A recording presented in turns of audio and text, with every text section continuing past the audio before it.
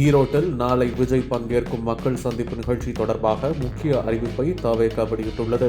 நிகழ்ச்சியில் பங்கேற்க விஜய் வரும்பொழுது யாரும் விஜயின் வாகனத்தை பின்தொடரக்கூடாது என அறிவுறுத்தப்பட்டுள்ளது. மேலும் ஒதுக்கப்பட்ட இடத்திற்குள் மட்டுமே தொண்டர்கள் அனுமதிக்கப்படுவர் எனவும் தவேக கூறியுள்ளது. விஜயை பார்த்து திமுகவினர் பயப்படுகின்றனர் என தமிழக பாஜகவின் முன்னாள் மாநில தலைவர் அண்ணாமலை கூறியுள்ளார்.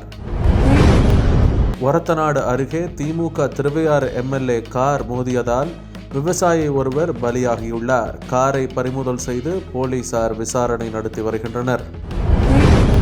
பாழடைந்த அரசு பள்ளி கட்டுமானங்களால் மாணவர்கள் உயிரோடு விளையாடிக் கொண்டிருக்கும் ஸ்டாலின் மாடல் திமுக அரசுக்கு கடும் கண்டனம் என அதிமுக பொதுச் செயலாளர் எடப்பாடி பழனிசாமி கூறியுள்ளார். ஆண்டாள் கோலத்தில் திமுக எம்பி தமிழச்சி போஸ் கொடுத்து சமூக வலைதளங்களில் வெளியிட்டுள்ள படம் கலவையான விமர்சனங்களை பெற்று வருகிறது.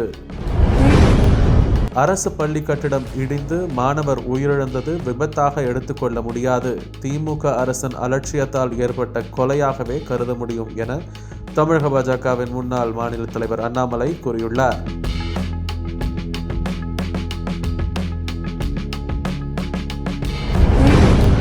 திருப்பரங்குன்றம் மலை தீபத்தூணில் கார்த்திகை தீபம் ஏற்றுவது தொடர்பாக சமரச தீர்வுக்கு தயார் என்று உயர்நீதிமன்ற விசாரணையின் போது வக்ஃப் வாரியம் சார்பில் தெரிவிக்கப்பட்டுள்ளது.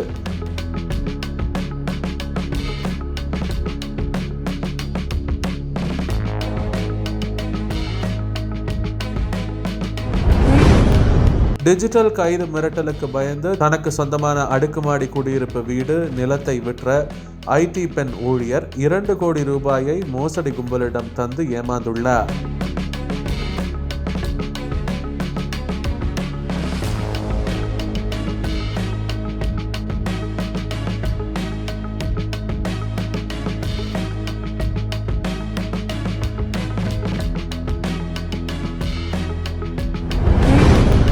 மகாத்மா காந்தி தேசிய ஊரக வேலைவாய்ப்பு உறுதி சட்டத்திற்கு மாற்றாக மத்திய மாநில அரசு தாக்கல் செய்த புதிய மசோதாவை கிராமம் முதல் பார்லிமெண்ட் வரை எதிர்ப்போம் என காங்கிரஸ் எம்பி ராகுல் கூறியுள்ளார்.